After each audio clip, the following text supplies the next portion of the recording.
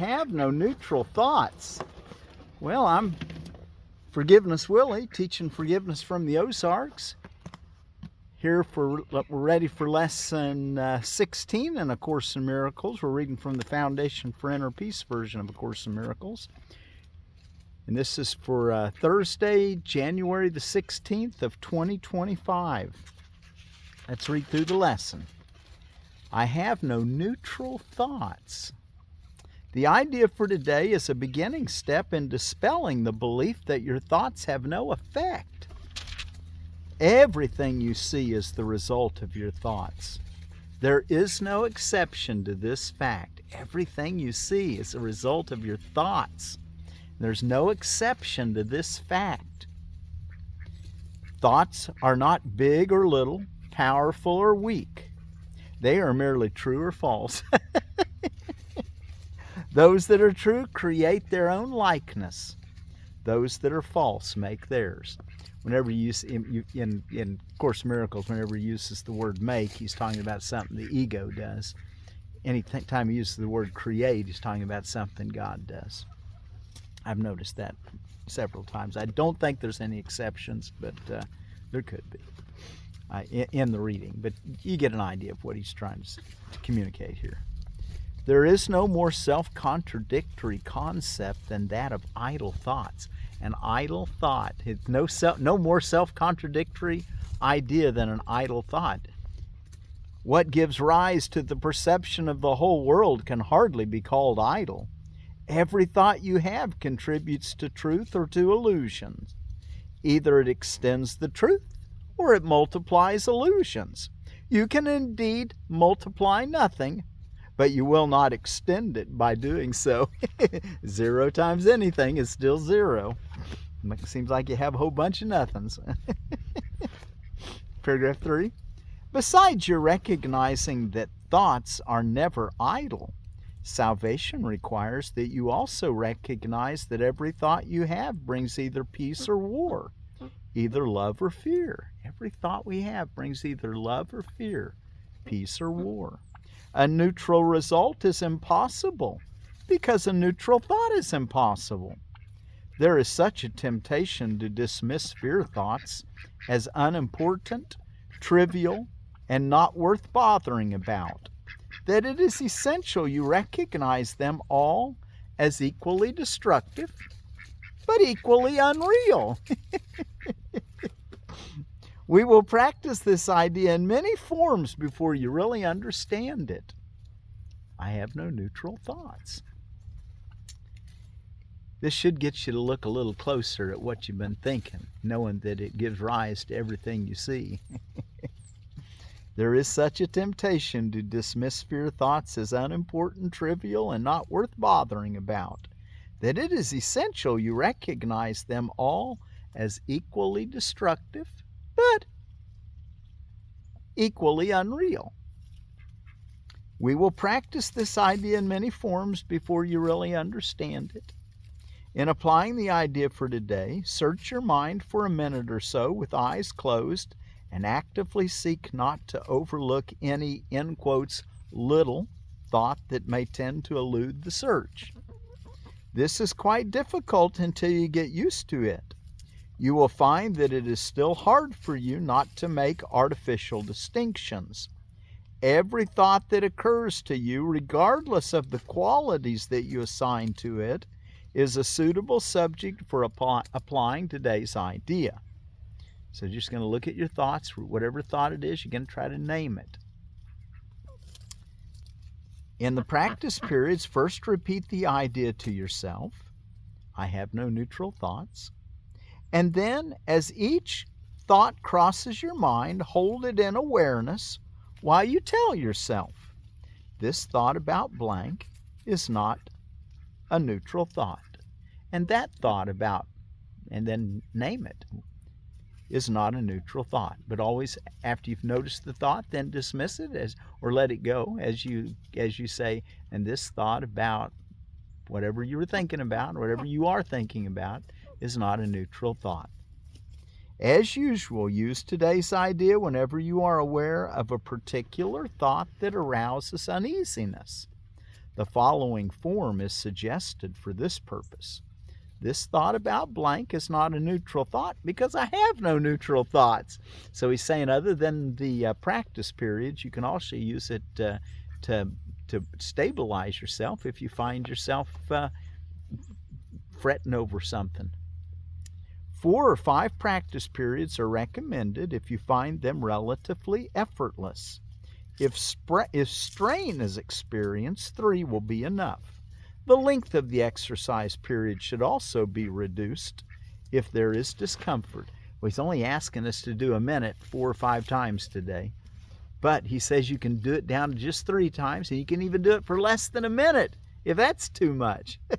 He's trying to make this just as easy as possible for us to engage the clutch and not kill the engine.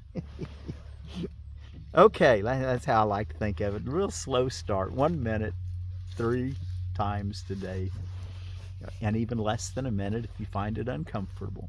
But try for 5 times for a minute or so. Okay, let's see. Let's go look in our text reading for today. And we're ready for, we're in chapter 2, the separation and the atonement. And we did yesterday, we did section 5. Today we're ready for section 6. There at the end of that, we sang that song. Let's sing it again before we move along. The healer's prayer, or the healer's affirmation.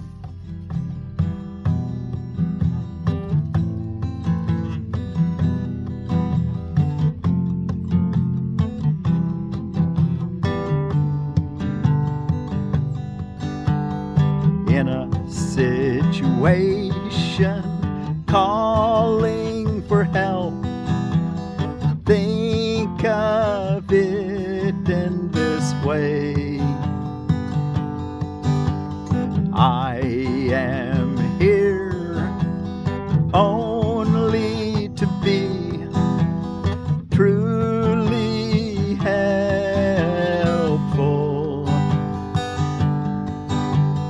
I am here to represent Him who sent me. I do not have to worry about what to say or what to do, because He who sent me will direct me, because He who sent me will direct me. I am content to be wherever He wishes, knowing He goes there with me, knowing He goes there with me. I will be healed as I let Him teach me to heal. I will be healed. I will be healed as I let Him teach me to heal.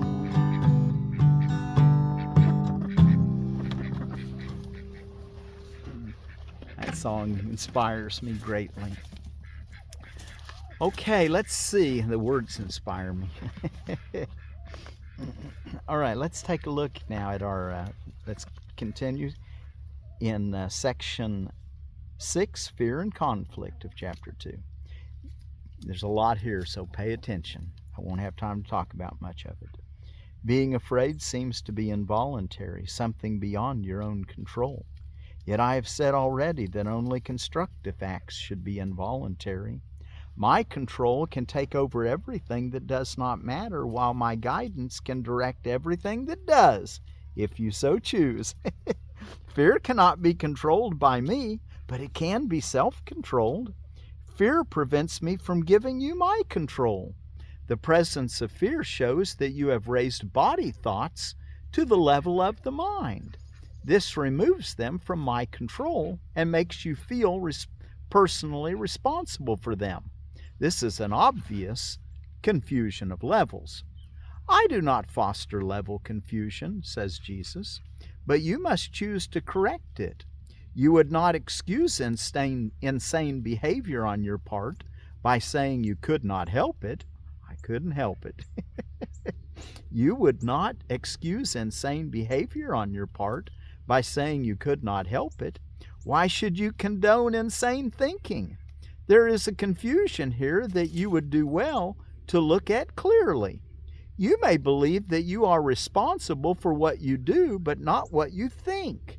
The truth is that you are responsible for what you think, because it is only at this level that you can exercise choice. What you do comes from what you think. You cannot separate yourself from the truth by, in quotes, giving, not real true giving. You cannot separate yourself from the truth by giving autonomy to behavior. This is controlled by me automatically as soon as you place what you think under my guidance. Whenever you are afraid, it is a sure sign that you have allowed your mind to miscreate and have not allowed me to guide it. 3. It is pointless to believe that controlling the outcome of misthought can result in healing. It is pointless to believe that controlling the outcome of misthought can result in healing. When you are fearful, you have chosen wrongly. That is why you feel responsible for it. You must change your mind, not your behavior. This is a matter of willingness. You must change your mind, not your behavior. And this is a matter of willingness. You do not need guidance except at the mind level. Correction belongs only at the level where change is possible. Change does not mean anything at the symptom level where it cannot work. 4. The correction of fear is your responsibility. When you ask for release from fear, you're implying that it is not. The correction of fear is your responsibility. When you ask for release from fear, you're implying that it is not your responsibility. You should ask instead for help in the conditions that have brought the fear about. These conditions always entail a willingness to be separate. At that level, you can help it. You are much too tolerant of mind wandering and are passively condoning your mind's miscreations. The particular result does not matter, but the fundamental error does. The correction is always the same. Before you choose to do anything, ask me if your choice is in accord with mine. If you are sure that it is, there will be no fear. Look at that. He says that you are much too tolerant of mind wandering and are passively condoning your mind's miscreations. That's what we're doing. Our lesson today is really going to help us get in touch with what we've been thinking and what it might be causing us that we don't even want. I have no neutral thoughts. As we look at our thoughts, we'll do a meditation with that at the end if we have time, which I think we will. Paragraph 5. Fear is always a sign of strain, arising whenever what you want conflicts with what you do. This situation arises in two ways. First, you can choose to do conflicting things either simultaneously or successively. This produces conflicted behavior, which is intolerable to you because the part of your mind that wants to do something else is outraged.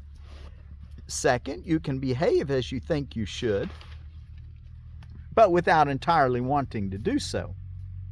This produces consistent behavior, but entails great strain.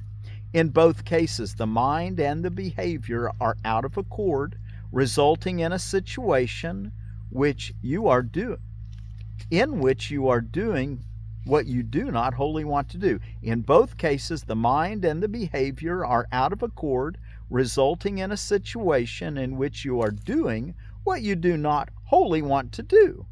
This arouses a sense of coercion that usually produces rage, and projection is likely to follow. Basically, think of it, blame. You're going to blame someone else for what's going on instead of realizing that you're the maker of the meaning, and you're the one in charge. Ask God for help. Put Him in charge. But you get to make the decision. Whenever there is fear, it is because you have not made up your mind. Your mind is therefore split, and your behavior inevitably becomes erratic. Correcting at the behavioral level can shift the error from the first to the second type, but will not obliterate the fear. Paragraph 6. It is possible to reach a state in which you bring your mind under my guidance without conscious effort, but this implies a willingness that you have not developed as yet. The Holy Spirit cannot ask more than you are willing to do. The strength to do comes from your undivided decision. There is no strain in doing God's will as soon as you recognize that it is also your own will. The lesson here is quite simple, but particularly apt to be overlooked.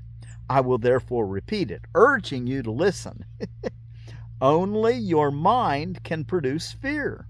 It does so whenever it is conflicted in what it wants, producing inevitable strain because wanting and doing are discordant.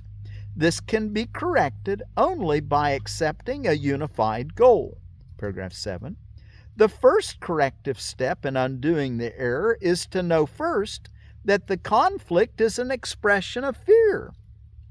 Say to yourself that you must somehow have chosen not to love, or the fear could not have arisen. Then the whole process of correction becomes nothing more than a series of pragmatic steps in the larger process of accepting the atonement as the remedy of the interlocking chain of forgiveness. These steps may be summarized in this way. Know first that this is fear. This is the undoing of fear, these 4 steps. Know first this is fear. You got to know that you're afraid first. Be aware of it. Fear arises from lack of love. The only remedy for lack of love is perfect love. Perfect love is the atonement. And presto, you can practice forgiveness and free yourself from the fear. Paragraph 8. I have emphasized that the miracle or the expression of atonement is always a sign of respect from the worthy to the worthy. The recognition of this worth is reestablished by the atonement. It is obvious, then, that when you are afraid, you have placed yourself in a position where you need atonement. You have done something loveless, having chosen without love.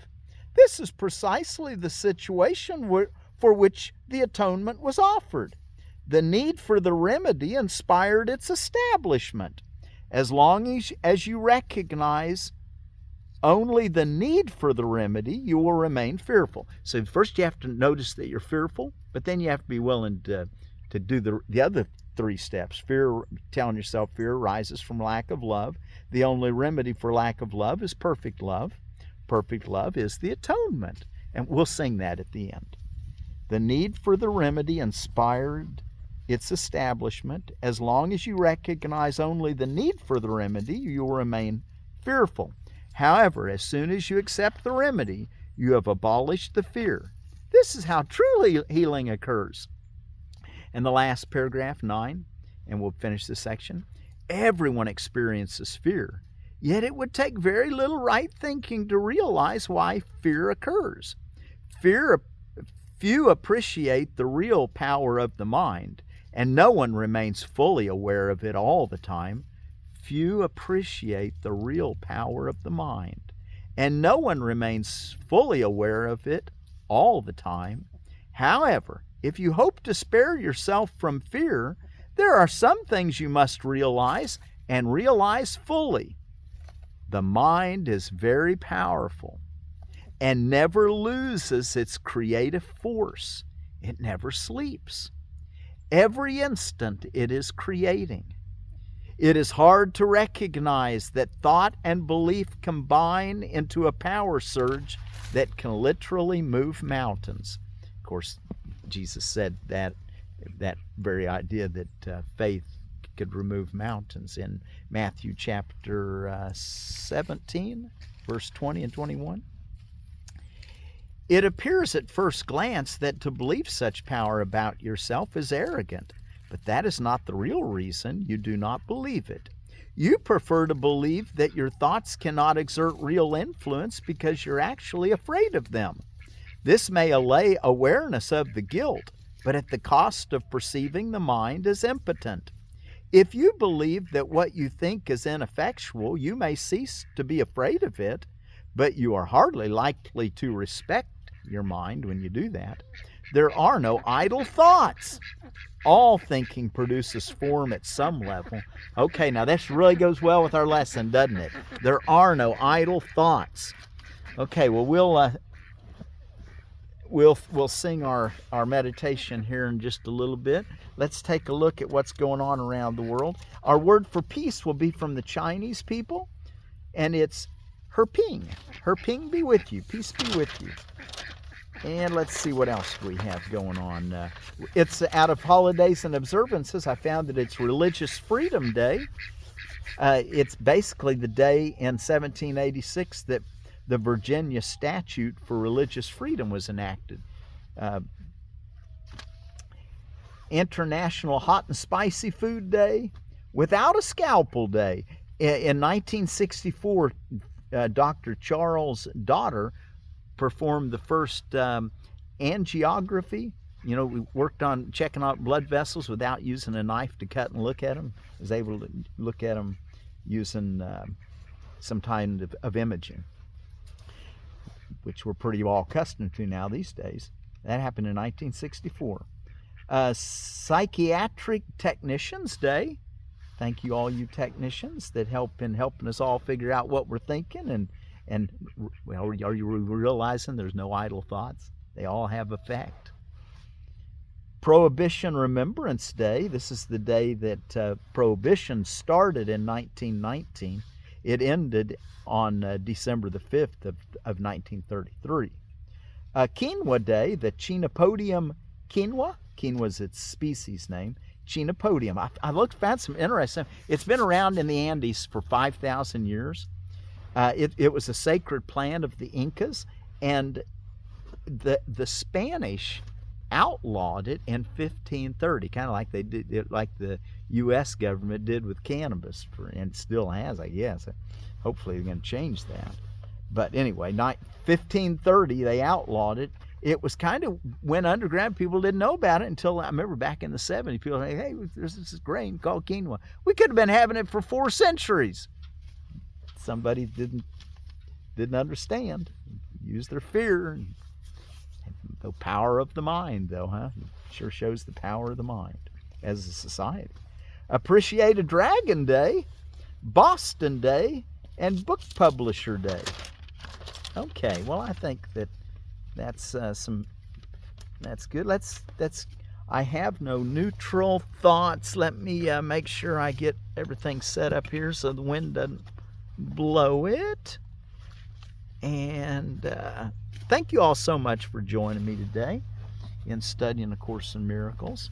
Let's do just, how much are we looking good? Yeah, we've got time. Let's do our little, our meditation.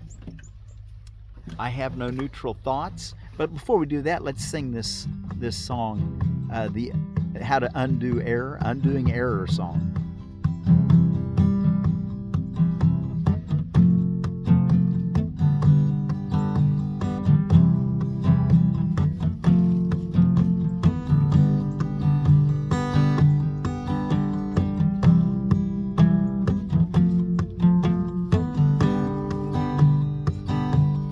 If you experience fear, tell yourself, know that this is fear. The first thing, fear arises from lack of love. The only remedy for lack of love is perfect love. Perfect love is the Atonement. Perfect love is the interlocking chain of forgiveness.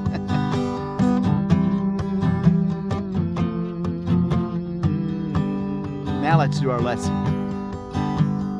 I have no neutral thoughts. I have no neutral thoughts. Let's take a minute and look at our thoughts. This thought about, you name it, is not a neutral thought. And that thought about is not a neutral thought.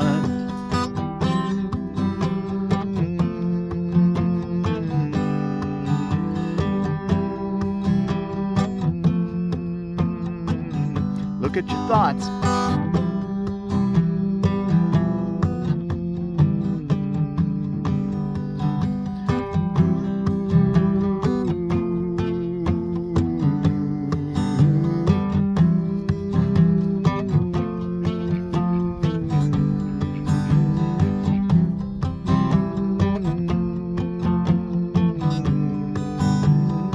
This thought about is not a neutral thought, because I have no neutral thoughts. I have no neutral thoughts. I have no neutral thoughts.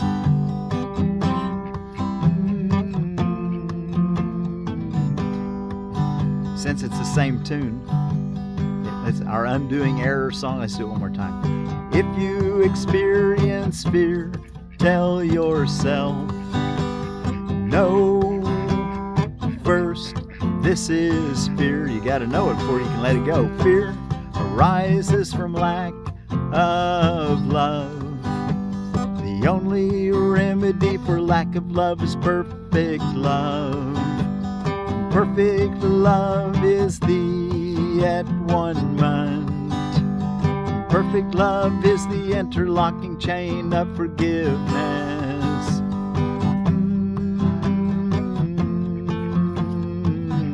And then our lesson once more time. I have no neutral thoughts. This thought about, and you can use it, is not a neutral thought, because I have no neutral thoughts. I have no neutral thoughts. Use it today. If something comes up, say, oh yeah, these thoughts are making the whole world I see. Let's make sure they're good thoughts of making everybody happy, including me, including you, everybody. I have no neutral thoughts. Hepimg.